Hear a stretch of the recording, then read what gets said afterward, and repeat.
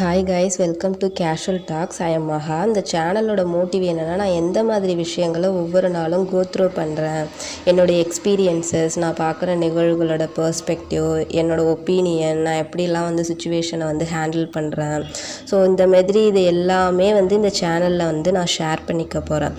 என்னுடைய இந்த அனுபவங்கள் எல்லாம் உங்களுக்கு ஒரு நல்ல தாக்கத்தை ஏற்படுத்துச்சுன்னா நீங்கள் என்னோடய சேனலை கண்டினியூ பண்ணலாம். ஸோ இன்றைக்கான வீடியோக்குள்ளே போகலாம். நம்ம எவ்வளவோ பேரை தினமும் சந்திச்சுட்டு வர்றோம். எல்லார் மேலேயும் நமக்கு ஒப்பீனியன் இருக்கும். அதை அப்படியே காலப்போக்கில் நம்ம கிரிட்டிசைஸ் பண்ணுற மாதிரியும் ப்ளேம் பண்ணுற மாதிரியும் அவங்கனாலே அப்படிதாங்கிற ஒரு வரையறையை அவங்க மேலே வச்சுடுவோம். ஆக்சுவலி நீங்களும் நானும் நம்மளோட ஒவ்வொரு நிலையிலையும் வேறு மாதிரி நம்மளை சேஞ்ச் பண்ணிகிட்டே இருக்கோம்.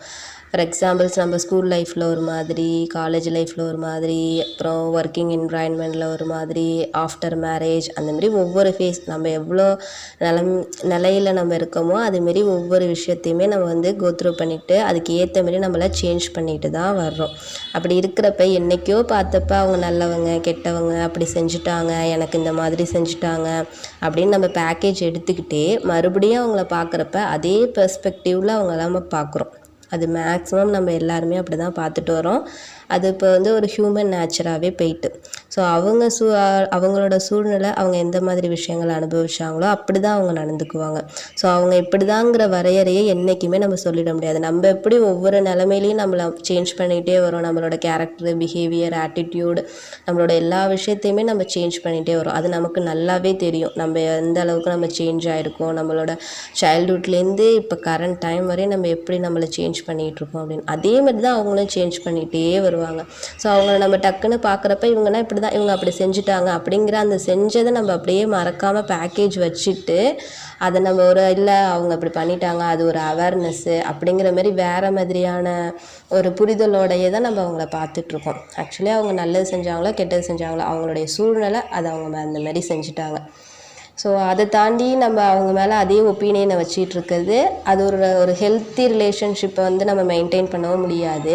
அப்படியே ஒரு நல்ல விஷயம் நடந்தாலுமே அதை நம்ம மனப்பூர்வமாக ஏற்றிக்கிட்டு அதை நம்ம என்ஜாய் பண்ணிக்கவும் முடியாது. ஸோ இனிமேல் அப்படி யார் மேலேயாவது உங்களுக்கு விமர்சனமோ இல்லை ஒரு நல்ல அபிப்பிராயமோ வைக்கிறீங்கன்னா முழு பக்கமும் தெரிஞ்சுக்கணும். அவங்களுடைய சுச்சுவேஷன் என்ன, ஏன் அப்படி நடந்துக்கிறாங்க அப்படிங்கிறது தெரிஞ்சுக்கணும்.